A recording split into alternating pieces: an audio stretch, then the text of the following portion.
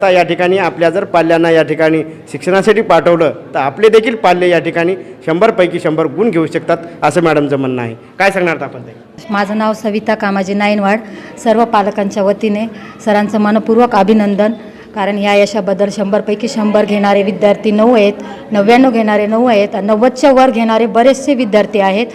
सरांच्या अकॅडमीचं नाव लक्षवेध आहे. त्या लक्षवेध नावाप्रमाणे सरांनी प्रत्येक विद्यार्थ्याकडे लक्ष देऊन शिकवण्याचं काम केलेलं आहे. आणि माझ्या पाल्याकडून सरांना 100 पैकी 100ची अपेक्षा होती, पण ती 99 घेतलेली आहे. कुठेतरी तीच खंत व्यक्त करते आणि मी पण करते.